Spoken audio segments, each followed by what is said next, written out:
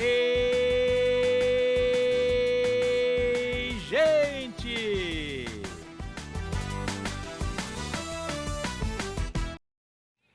Estamos aqui pela TV Horizonte, a TV de Nossa Senhora da Piedade, a nossa padroeira. Um abraço para a senhora, minha amiga dona de casa, companheira de todas as tardes aqui pela TV Horizonte. Muito obrigado pela sua audiência, pelo seu carinho. Ei, beleza. O senhor aí também. Muito obrigado pela sua audiência, pelo seu carinho.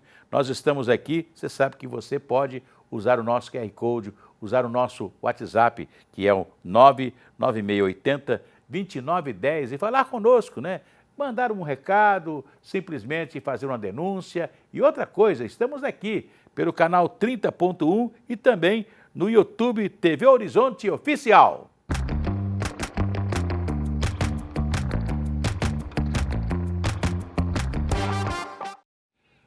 Pois é, foram vários os prefeitos, até mesmo o governo do estado, que em algum momento reivindicou tomar conta do anel rodoviário.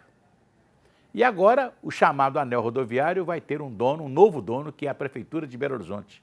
Nada melhor do que a Prefeitura comandar o anel rodoviário, porque parecia uma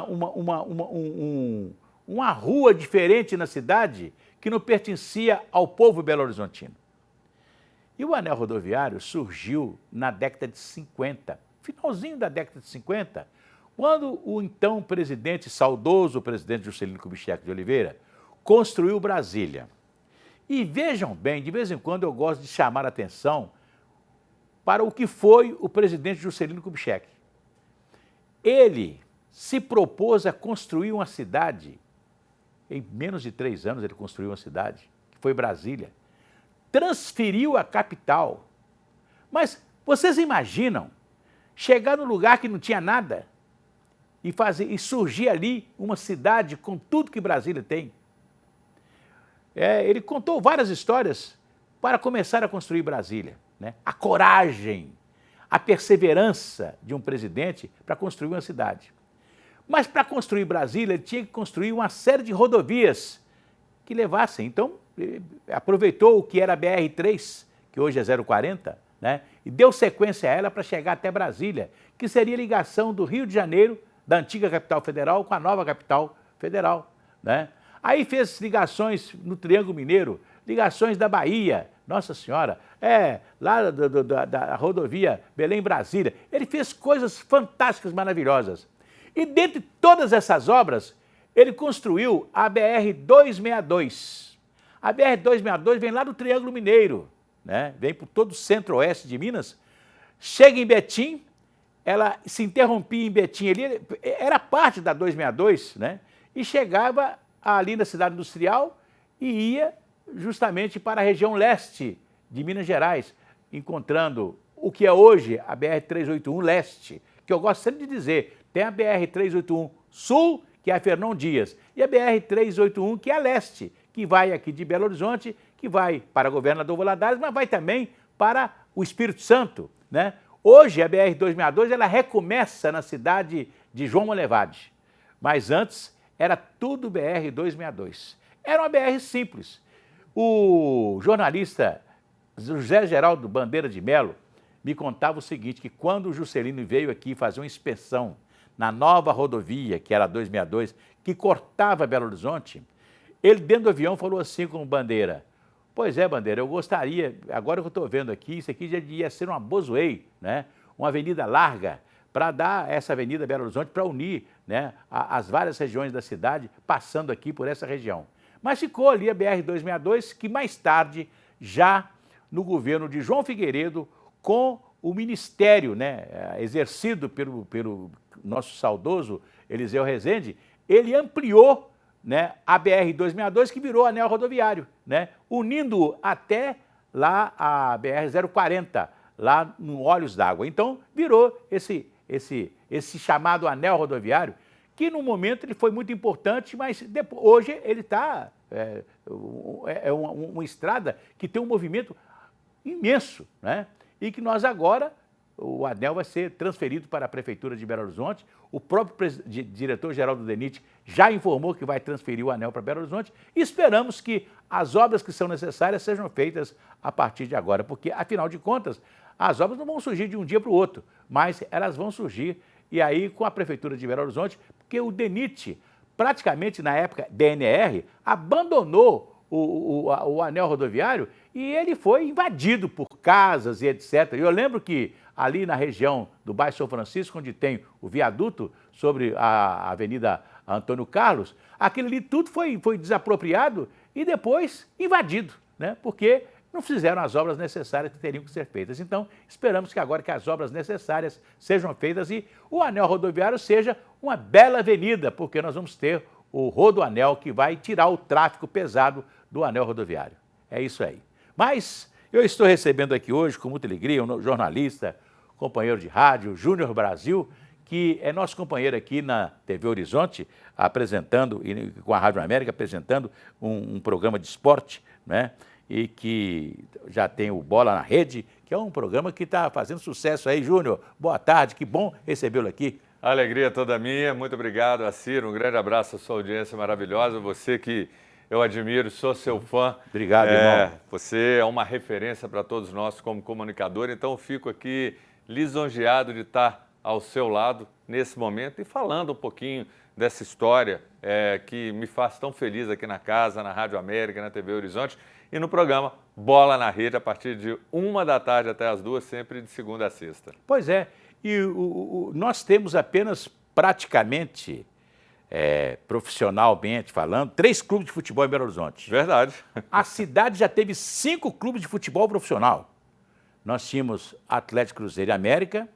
O América era um time muito forte, sim, na época que eu, inclusive, comecei a trabalhar como repórter esportivo. E nós tínhamos ainda o Renascença e o 7 de Setembro, que eram clubes profissionais, né? E, de repente, a cidade cresceu. Antes a cidade era menor, nós tínhamos aí 800 mil habitantes, não chegávamos a 1 milhão de habitantes e tínhamos 5 clubes profissionais, né? Com o Renascença que capengava. A Renascença tinha que ter uma ajuda da fábrica de Renascença, não era uma ajuda muito grande, né? Como nós tínhamos o Siderúrgica, que recebia uma ajuda da Belgo Mineira, né? O Vila Nova, que recebia uma ajuda da mina de Morro Velho para sobreviver, né? Também a Vale do Rio Doce, que ajudava o Valério Doce, lá de Itabira, né? Os clubes sobreviviam com a ajuda de algumas empresas de algumas cidades.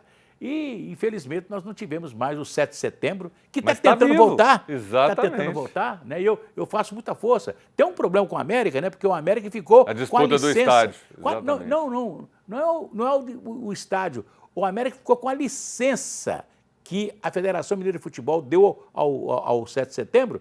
Então, ele tem que devolver, o América tem que devolver essa licença para o clube voltar a disputar outra vez, olha para você ver. E passa também um pouco pelo estádio, há um imbróglio entre eles, quem já me contou isso algumas vezes é o presidente hoje atual, Fabiano Rosa, e eu tive até no encontro de ex-jogadores, na época, foi em 97, o treinador era o Jurandir Gama Filho, o William, aquele William Machado que jogou pelo Corinthians, foi campeoníssimo com o Corinthians, comentarista, fez parte desse time, e outros ex-jogadores. Então o 7 tenta ressurgir, até há pouco tempo ele fez uma camisa que eu achei extraordinária. Eu ganhei a camisa do 7 contra também. O racismo. E a camisa do 7 também, aquela oficial. A camisa era maravilhosa, bonita, camisa vermelha, maravilhosa. Bonita.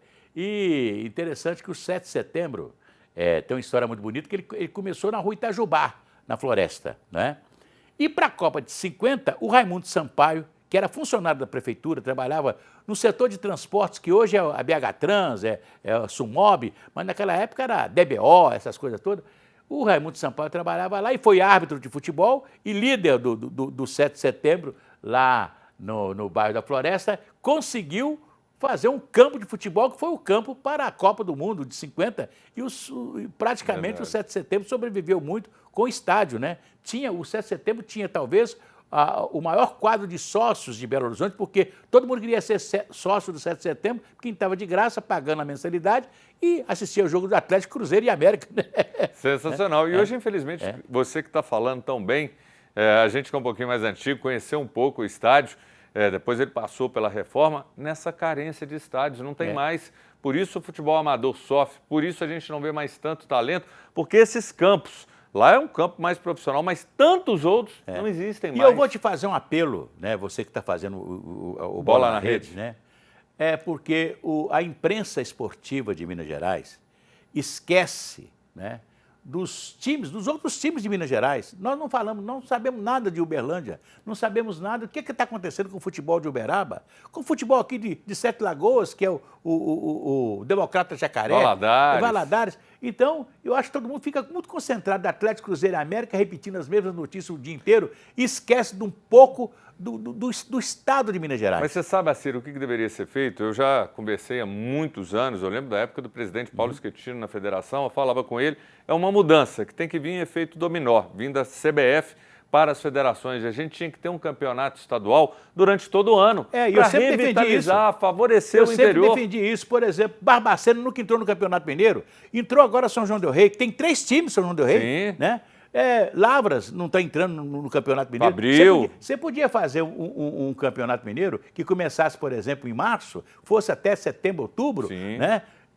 Disputado por regiões, todos os times podiam entrar, pagou o salário mínimo, já é time profissional, né? Aliás, tem futebol amador que paga muito mais do que um salário mínimo. Paga, o cara ganha mais do que no profissional. Então, mas pelo menos ser um salário mínimo e tal, cada cidade tem o seu time, fazia a disputa regional, sai um campeão de cada chave e depois disputava o final do Campeonato Mineiro com o Atlético, Cruzeiro e América. Você vai fomentar o esporte, apoio de prefeitura, iniciativa privada e mais. Agora, criar a identidade daquele jogador da cidade com a torcida. Pois é, e outra coisa, você veja só, o Siderúrgica, que foi campeão em 37 e 64 eu já assisti o Siderúrgica, campeão de 64, com o Strick, era o campeão, era o técnico do Siderúrgica. Me lembro muito bem, o Siderúrgica outro dia foi disputar o Campeonato Mineiro aí de, acho que 3ª divisão, né? E o estádio dele foi desaprovado pela Federação Mineira de Futebol e ele foi obrigado a jogar em Itabira. Ó, pelo amor de Deus. Tem sentido.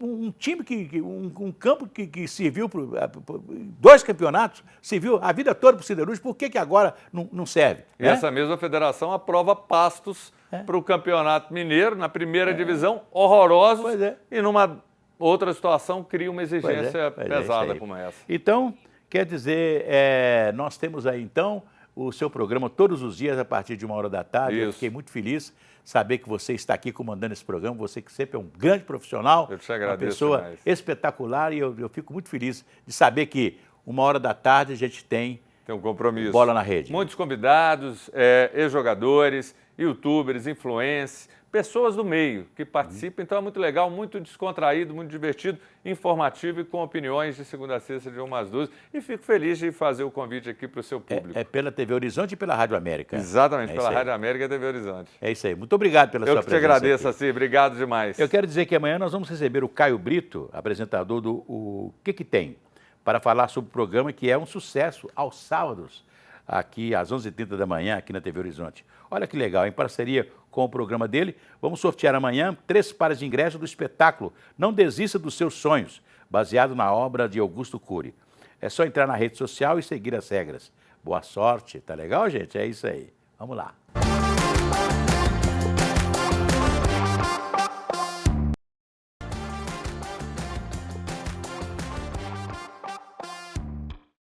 Conheça a Oral Sim. Há mais de 20 anos de mercado, somos a número 1 do Brasil em implantes dentários. Para lhe recepcionar, temos estacionamento privado exclusivo para pacientes.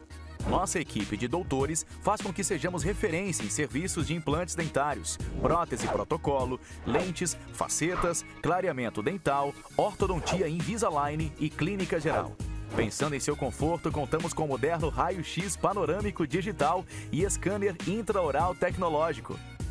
Trabalhamos com renomados laboratórios de prótese de Belo Horizonte para personalização do seu caso. Uma sala de pós-cirúrgico com assistência de profissionais para a sua recuperação. Você que sempre sonhou em transformar o seu sorriso, o seu dia chegou. Meu nome é Dr. Ricardo Justo e nós, aqui da Oral Sim Implantes, estamos te aguardando para transformarmos o seu sorriso. Venha! Oral Sim, o nosso carinho constrói sorrisos. É tão bom falar da Oral Sim, que é uma clínica dentária aqui de Belo Horizonte, que tem mais de 22 anos de existência, fazendo o melhor para a saúde bucal das pessoas que vão lá na Oral Sim, não é verdade? E que tem um novo sorriso com a nova boca, implante dentário. Mas nesta semana o governo baixou um decreto, né, exigindo que alguns cursos sejam presenciais. E entre os cursos está a odontologia, né? E estamos recebendo aqui o Ricardo Justo, que é diretor da clínica lá da Oral Sim, e que vai dizer da importância do curso ser presencial, até porque você não vai consertar uma boca, você não vai trabalhar numa boca de um paciente, né? Via o quê? Via computador? Boa tarde, Boa tarde. Boa tarde a todos os telespectadores. Tivemos essa notícia essa semana e com muita alegria, né, assim, porque é conciliado a ciência com a prática, né? É verdade. Então, tanto a odontologia, a medicina, sobre esse decreto, agora volta as graduações ter que fazer as aulas presenciais, né? Uhum. Então, isso só melhora e engrandece mais ainda os profissionais que formam, né? É verdade. A gente entende que passou por um período de pandemia que realmente foi a solução, mas eu vejo que a curva de aprendizado do profissional, ela fica em déficit. Uhum. Né? Pois é. Ô, Ricardo, uma coisa muito interessante que a gente tem que pensar é o seguinte, né? É tão bom quando um aluno de um curso, odontologia, medicina, enfermagem, possa ter aulas práticas e essas aulas sejam inclusive nos hospitais, né? Nas clínicas, não é verdade? Exatamente, assim, eu sou formado pela Faculdade de Ciências Médicas de Juiz de Fora, né? E lá nós, a partir do segundo ano já de faculdade, nós éramos inseridos já nas clínicas, seja elas para ser assistido, você vendo o profissional atuando e depois você inserindo o aluno a começar a atender. Então, assim, isso é de grande importância. Por quê? Existe o nervosismo, existe a curva de aprendizado e é muito difícil você fazer um curso via internet, pegar o seu diploma, montar um consultório e ir atender, sem ter antes uma experiência clínica, prática, né? É verdade. Então, eu costumo dizer o seguinte, o conhecimento junto com a prática vai te levar, sim, a uma experiência na sua profissão. É igual toda profissão, né? O jornalismo, né? O aluno está no curso de jornalismo de qualquer universidade e ele tem a possibilidade de fazer um estágio, de começar a trabalhar, não é verdade? É uma forma prática de tomar contato com... É como, por exemplo, tinha isso, não sei se ainda tem hoje, se vocês usam, né? Aquele ajudante que vai me dar o instrumento tal, me dá isso, me dá aquilo e etc. tal. E ele está ali, é uma forma de você começar, do sujeito se introduzir na profissão, né? De se introduzir com aula prática, não é verdade? Né?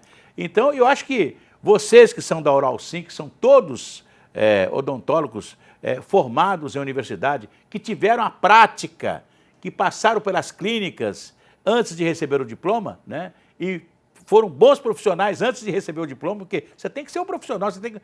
Na OAB, o sujeito depois que faz o curso de Direito, ele é obrigado a fazer o curso da OAB e muitos não passam, não é verdade? Né? Para ser um advogado de verdade, não? Né? Exatamente. Hoje na Oral Sim, voltando um pouquinho no que você falou, o lado do estagiário, né? Nós não temos, tá? A gente trabalha com um auxiliar de saúde bucal. Porque hoje na Oral Sim todos os profissionais são especialistas e com o mínimo tempo de 10 anos de experiência na área de atuação. Então a gente fala que a gente é multiespecialidade. Então tem os profissionais especialistas em implantodontia, os profissionais especialistas em prótese dentária, os especialistas em ortodontia, os especialistas em odontopediatria e por aí vai. Cada um em sua área de atuação. Como a gente chega no hospital, tem lá o cardiologista, tem lá o infectologista, cada um especialista. Então ele se aprofunda mais no assunto. É verdade. E com o tempo e com a prática, ele fica um especialista. E isso a Oralsim preconiza, o Assir, que todo profissional seja especialista e com tempo de experiência. Que beleza. E eu quero dizer que a Oralsim está esperando você em 2 endereços. Pedro II, esquina de Ervalha, também lá na Avenida Contorno, em frente ao Hospital Felício Roxo, do lado da Araújo. E você tem um telefone para você ligar agora, 2117-3300. 2117-3300. Você marca a sua consulta, que é totalmente gratuita, para começar a fazer o trabalho na sua boca. O que você vai fazer? Né? Começa com essa consulta especial que vai ver as condições da sua boca para você fazer aquele tratamento que pode chegar ao implante dentário. Não é isso? Exatamente, assim. Convido a todos que querem voltar a sorrir, nos procurarem lá em nossas clínicas, vai ser muito bem recebido. Nós vamos fazer uma avaliação e diagnóstico já no mesmo ato da sua consulta e com certeza se conciliar o tempo de tratamento com a sua parte financeira. É isso aí. Muito obrigado pela sua presença mais uma vez. Eu que agradeço. Agora, Belo Horizonte tem vários mirantes com belas paisagens. Mesmo com o friozinho, coloque o agasalho e conheça. Eu mesmo gosto de ir pelos mirantes da cidade. A jornalista Sueli Ogando traz dicas no quadro Você Sabia? Ei, você sabia? Ei, você sabia que BH tem 6 mirantes com vista de tirar o fôlego? Belo Horizonte tem 6 mirantes incríveis, gente, espalhados pela cidade. E o melhor? Todos são gratuitos. Pois é, se você gosta de curtir um pôr do sol, fazer aquela selfie ou apenas respirar um ar mais puro, esses são lugares perfeitos. Nesse período do ano, o céu está mais limpo, azul, com uma vista incrível do pôr do sol. Mas lembre-se de pegar o seu agasalho. Tem o mirante do Mangabeiros, por exemplo, que é um clássico, com uma vista panorâmica da cidade incrível. Tem também o mirante da Rua Sapucaí, com os grafites do Museu de Arte Urbana. O mirante do bairro Belvedere é alto e silencioso. E tem o mirante da Serra, que é mais reservado e cheio de natureza. O mirante do conjunto Santa Maria e o mirante da barragem Santa Lúcia, que são ótimos para relaxar e contemplar BH de outros ângulos. Então, já anota aí, que tal visitar, por exemplo, um mirante por dia?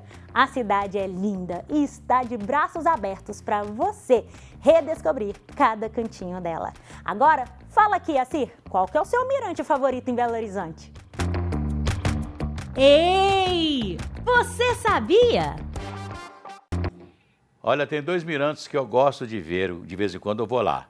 É o mirante que está lá perto do Hotel Taquaril. Depois do cemitério da Saudade, você vai subindo, subindo, subindo. Lá em cima tem um mirante. Você vê grande parte da cidade. E um outro mirante que pouca gente conhece está no bairro Palmares. Aqui, no bairro Palmares. Ali na região, ainda um pouquinho da região leste da cidade. Você tem um mirante ali maravilhoso, mas infelizmente, né, a prefeitura está autorizando obras de prédios, né, que estão no entorno do mirante. E daqui uns dias você vai chegar no mirante e os prédios vão atrapalhar você ver a cidade dali. Né? Mas é um lugar muito bonito. Mas vamos agora, a Letícia Bessa está lá na redação da Rede Catedral. Letícia, boa tarde, Letícia. Boa tarde, Assi. Boa tarde à turma do Ei Gente. Olha, mirante bom também, pegando uma caroninha no seu comentário, é a janela da casa da gente, né, Assi? Saudade da gente poder chegar na janela, ver a vista livre, com árvores. Hoje em dia, realmente, as construções estão tomando esse lugar, né? É verdade. Mas a notícia agora para os aposentados e pensionistas, Assir, que as agências dos Correios vão atender a pensionistas e aposentados que tiveram desconto indevido no INSS. O atendimento foi anunciado hoje, né, para as agências do Correio, mas começa a funcionar na semana que vem, no dia 30 de maio, a próxima sexta-feira. O presidente do INSS, o Gilberto Valer, ele inclusive frisa para que esse atendimento presencial seja para as pessoas que têm dificuldade de acesso à internet, porque o INSS tem uma série de canais, né, de atendimento, o aplicativo Meu INSS, o site Meu INSS, também a agência, o atendimento telefônico, né, o 135. Mas para quem tem dificuldade, são muitas pessoas, né, que têm essa dificuldade de acesso, deve ir presencialmente a uma das agências dos Correios a partir da semana que vem. Precisa levar o quê? Só um documento de identificação com foto, não precisa de papelada, de INSS, nada disso, tá? Só levar o documento.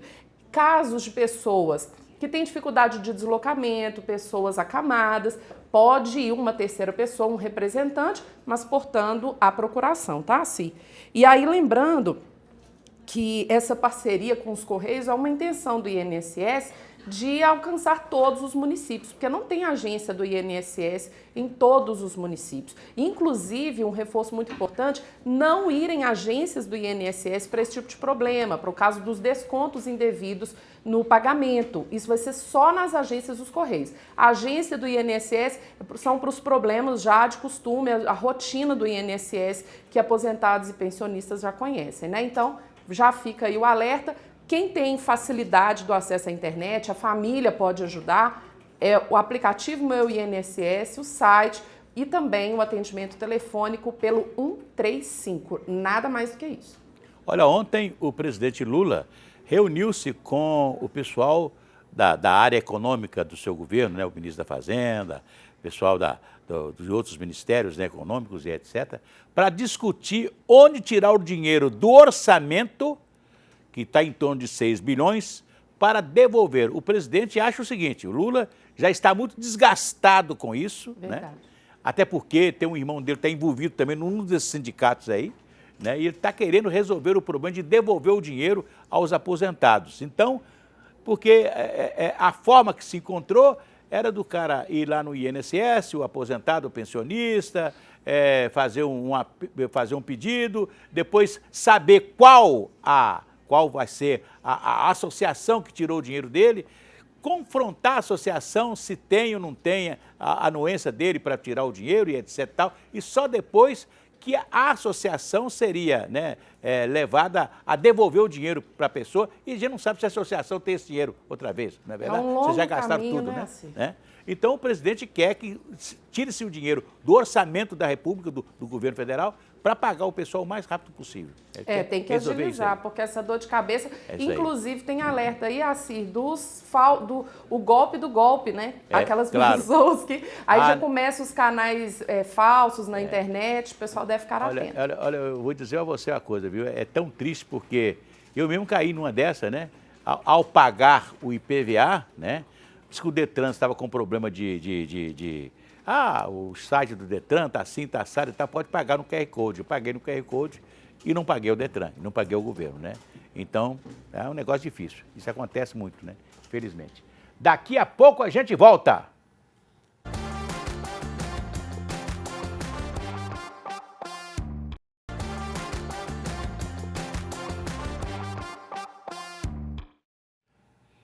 Estamos de volta aqui pela TV Horizonte, a TV de Nossa Senhora da Piedade.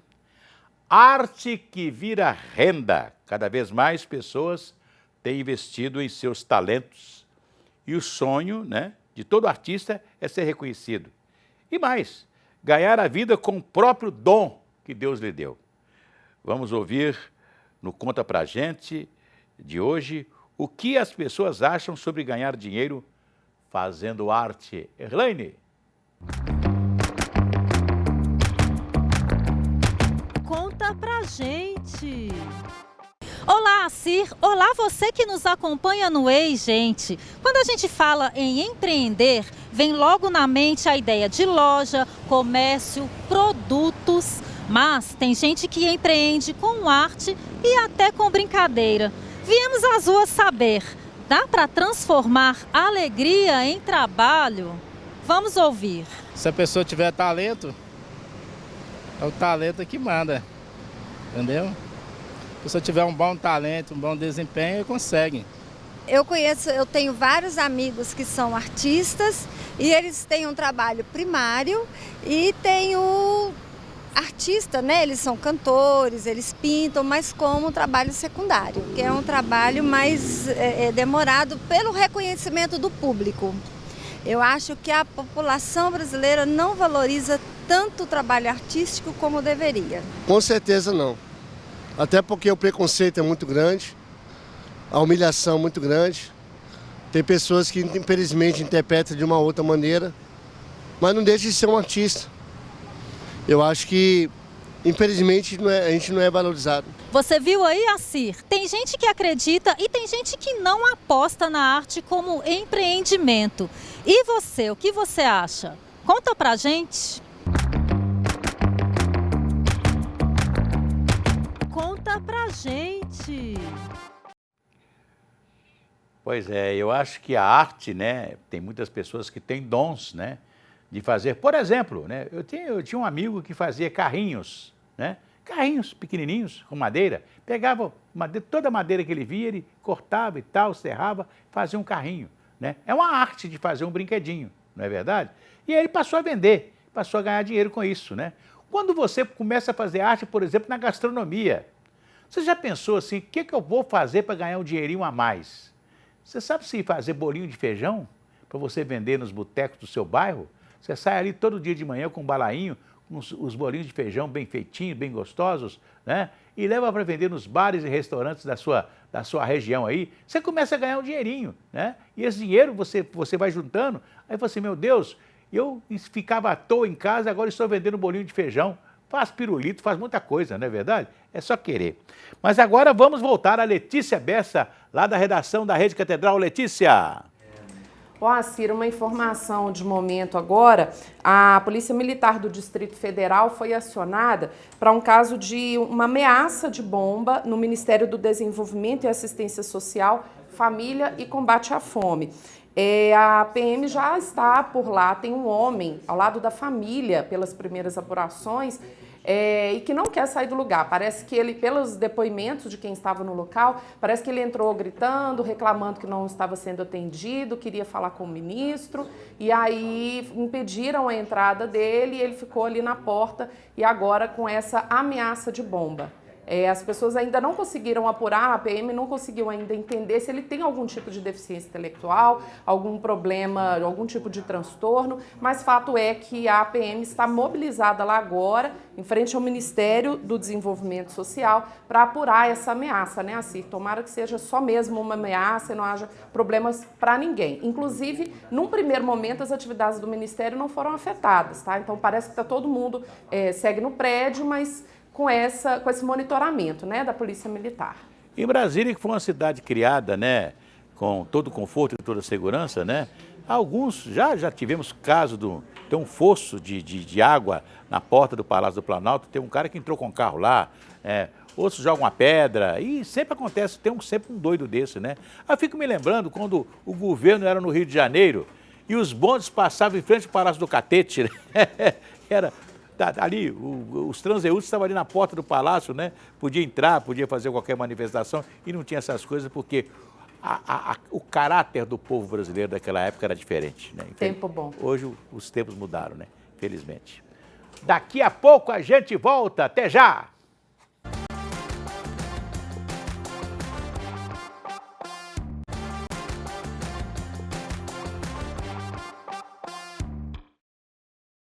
Pois é, voltamos aqui pela TV Horizonte, a TV de Nossa Senhora da Piedade.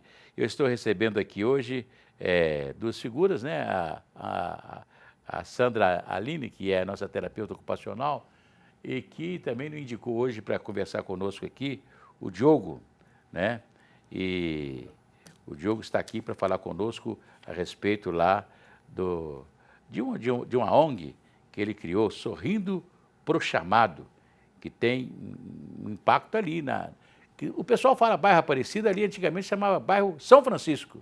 Isso, hoje Eu estava explicando a Aline por que lá virou 7ª seção, porque virou 7ª seção. E porque virou também, que o pessoal chama lá a região lá, a vila ficou chamada de, como é que chama a vila? Sumaré. Sumaré. Vila Sumaré. É porque quando o ônibus Aparecida chegar na pracinha, bairro Aparecida. Aí, quando estenderam a linha, então tinha uma linha que parava na pracinha e a outra ia até lá no chamado 7ª seção. E aí o pessoal ali da pracinha Aparecida, ali, da pracinha Palermo, falava assim, você vai lá para o Sumaré? Ele ficou Sumaré. Seu Sumaré. Mas você está lá trabalhando com essa ONG, fazendo coisas maravilhosas, não é isso, Sandra? Né? Coisas maravilhosas, uma ONG, assim, esplêndida. Quando a gente ouve falar em ONG, né, Cira, a gente nunca imagina, assim, como que funciona uma ONG, né? A ONG, ela tem uns objetivos, né, Diogo? Ela tem um propósito, né?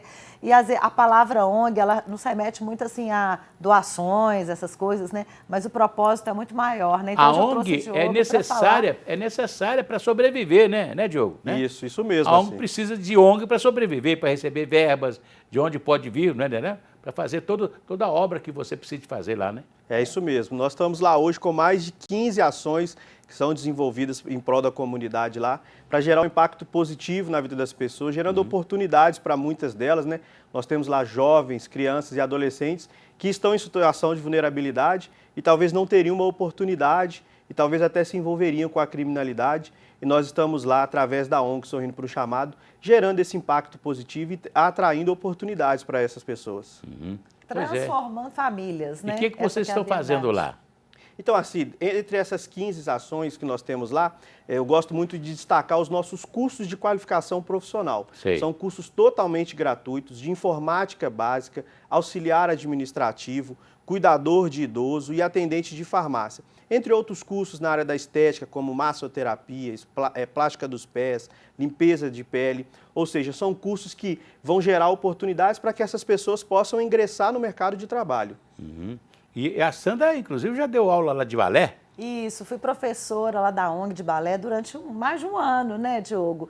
Meninas maravilhosas. Eu acho assim, a gente tem que falar com as mães e com os pais que as crianças dentro de casa, nós fizemos um programa aqui outro dia falando sobre isso, né? Crianças na tela, crianças dentro de casa. E não tem motivo para as crianças não terem atividade, sabe? Assim, por exemplo, não tem condições, né? Ali na Vila Sumaré, são muitas crianças em situação de vulnerabilidade, né? Crianças que não têm condições de fazer uma aula particular, de ir para um outro lugar. Ali na ONG, que é uma organização não governamental, eles têm a oportunidade de fazer cursos, de não ficar na rua mexendo com coisa ruim, né, Diogo? De não ficar dentro de casa, às vezes, numa situação de vulnerabilidade, né, de um ambiente ruim. Então, assim, é possível profissionalizar, é possível ensinar para essas crianças que pode ter uma vida honesta, que é através da educação, através do aprendizado, que eles vão ter uma vida melhor, um futuro melhor. Né? Eu sou de um tempo, Aline, eu sou de um tempo, né? Eu sempre gosto de relembrar isso, porque na minha época, né, havia a possibilidade de você, aos 14 anos de idade, tirar a sua carteira,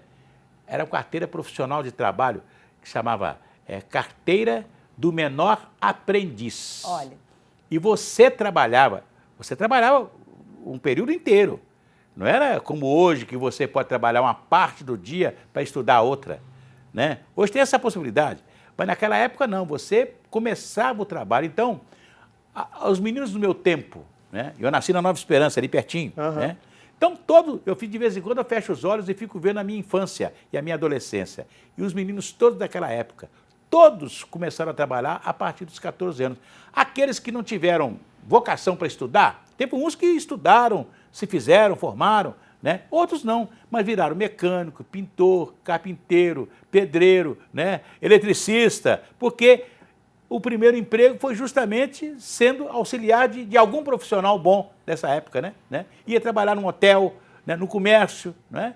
Então, todos os jovens daquela época tinham o sonho de começar a trabalhar. E o primeiro sonho de todo mundo, sabe o que era? Comprar uma bicicleta. E era o grande feito de todos os meninos, né, que começavam a trabalhar, comprar uma bicicleta. Tinha aqui a Casa Martins, que era famosa. Aí o pai ia lá com o menino e comprava a bicicleta, o menino pagava, né, com o dinheirinho que ele ganhava, e tinha uma bicicleta, que era um grande negócio. Todo mundo tinha uma bicicleta. Era o transporte, era onde colocava as namoradinhas na garupa, porque antigamente as bicicletas tinham a garupa, tinha um lugar de sentar, né? Então colocava ali a namoradinha, eu fico me lembrando disso, né? Passear. E hoje, né, nós temos dificuldade, porque a legislação impediu, muitas das vezes. Eu tenho um amigo aqui, tive com ele hoje, o alfaiate lá, está fazendo 40 anos no Salgado Filho, o Clésio. E aí apareceu um menino lá, que falou assim, eu tinha muita vontade de trabalhar com costura. Você tem vontade? Tem. Senta aqui, pega aqui. E começou a ensinar o menino. E o menino começou a ir para lá todos os dias, né? E eu falei assim, puxa vida, quanto tempo não tem alguém querendo ser alfaiate, né? É uma profissão que está acabando, porque não tem mais oficial de alfaiate quase, né? Aí o menino começou a trabalhar lá, e ele tentando regularizar a situação do menino, ele tinha 14 anos, não podia trabalhar, olha para você ver. Pois é. Lá na ONG mesmo. Essas profissões, elas são necessárias, né? Alfaiate, sapateiro e tudo.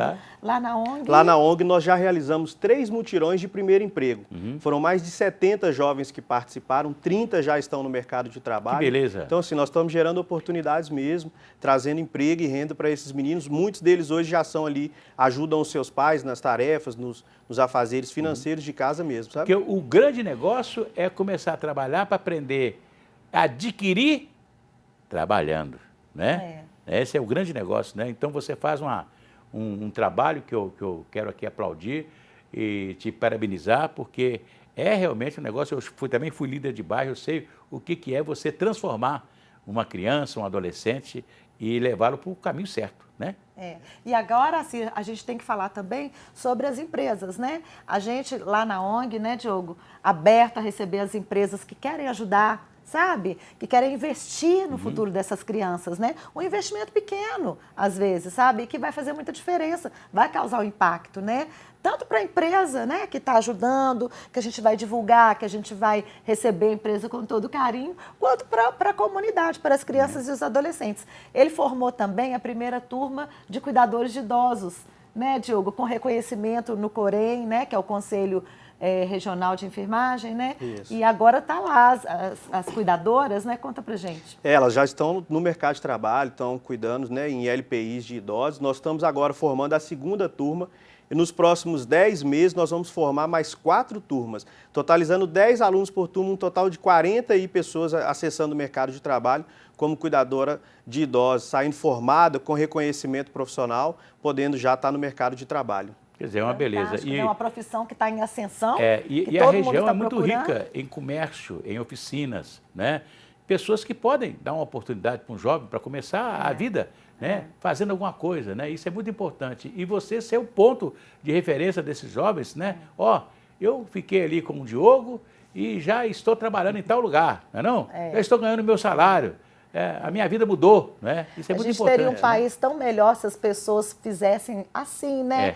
Assim, o Diogo morou ali naquela comunidade, cresceu, teve oportunidades na vida, hoje é um administrador de empresas, está bem colocado, tem uma família linda, mas o que ele quer? Ele quer um futuro melhor para as crianças que estão ali começando, que estão vindo, né, Diogo?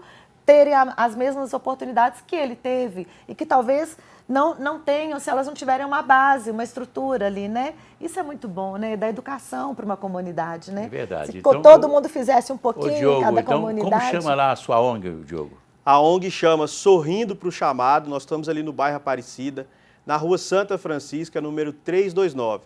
Nós também temos o Instagram, que é o @Sorrindo para o Chamado, e o nosso telefone de contato é o 31 99169 8778. É bom dizer que é Aparecida, 7ª Seção. Aparecida, 7ª Seção. Que aquilo ali antigamente chamava Bairro São Francisco. Era tudo São Francisco, né?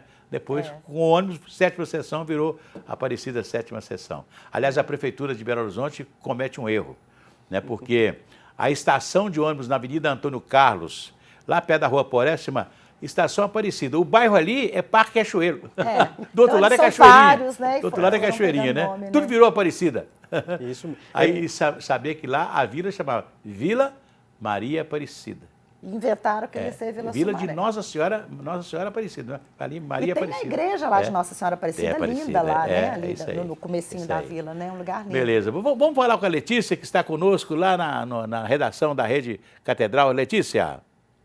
Pois a CIA acaba de ser preso, viu? O homem que estava com ameaça de bomba ali em frente ao Ministério de Defesa Social, de Desenvolvimento Social, e conseguiram prender. Ele estava com uma mulher, estava com 2 crianças. Foi agora, nesse fim de tarde, que ele fez essa ameaça de bomba. Inclusive, a gente tinha comentado que o prédio nem tinha chegado a ser evacuado, mas logo na sequência foi evacuado o prédio do Ministério, todo mundo teve que sair, mas agora, depois de cerca de 1 hora de negociação, conseguiram prender o homem e ele foi encaminhado pela Polícia Militar do Distrito Federal para a Delegacia Antiterrorismo.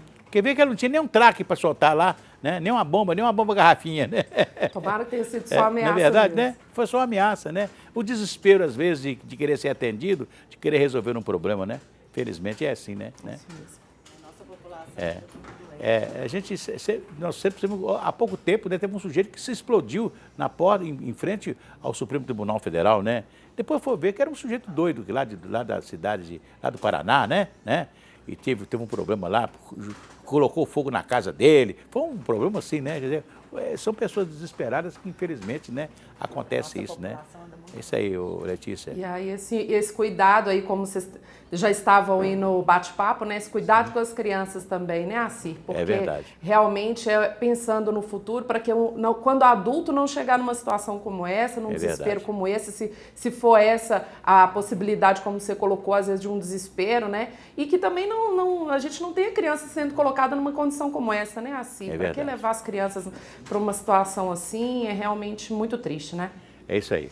Então, muito obrigado, Letícia. Amanhã a gente está junto novamente, né? É isso aí. Amanhã é sexta-feira, hein? Sextou. Hoje é sexta-feira, amanhã é sexta-feira. Ô, Diogo, quero agradecer a você pela sua presença aqui, junto com a Sandra Aline, né? Para falar sobre o trabalho que vocês fazem lá na ONG, lá que é Sorrindo para o Chamado, né? Lá ali na região da Aparecida 7ª Seção, né? E que nós chamamos de Sumaré, né? Isso. E que o seu trabalho seja realmente, né, eu tenho a plena certeza que ele tem frutificado, muita coisa tem acontecido, né? O bom é você poder amanhã, aquela criança que você ajudou, estar lá te ajudando, né? Deve ter muitos assim, né? Ajudando a preparar as outras crianças para o mercado de trabalho, para a vida, isso é muito importante. Né? É isso aí. Assim, a gente que agradece a oportunidade de estar aqui trazendo, né, a voz de tantas pessoas que às vezes não têm essa oportunidade. E hoje é o dia do abraço, então eu quero aproveitar essa oportunidade para mandar um abraço a todos os voluntários que nos ajudam lá nesse trabalho brilhante e, em especial, as mães atípicas que tem lá. A gente tem uma roda de conversa todo mês, porque essas mulheres são guerreiras, né? 94% das famílias atípicas são de mães solos. Então, a você, o nosso grande abraço aí, porque você é uma guerreira. Eu quero agradecer, você me trouxe um copo aqui, Sorrindo pro Chamado. Isso, muito obrigado pelo copo, viu, gente? Aí, ó, ganhei esse copo aqui, viu? Tomar água com ele aqui, né? Todos os dias aqui, tá legal? Água, muito suco. Obrigado. Água, suco, mas aqui vai ser com água, né? Porque a gente tem que trabalhar tomando uma aguinha aqui, né? Assim, muito obrigado, viu, Diogo? Muito obrigado, Sandra. E daqui a pouquinho, às 19 horas, tem Placar Horizonte com o nosso querido Leonardo Ângelo. E agora nós vamos ter o nosso arcebispo metropolitano, Dom Valmor de Oliveira Azevedo, com Mãe Maria. Um abraço e vamos rezar com ele.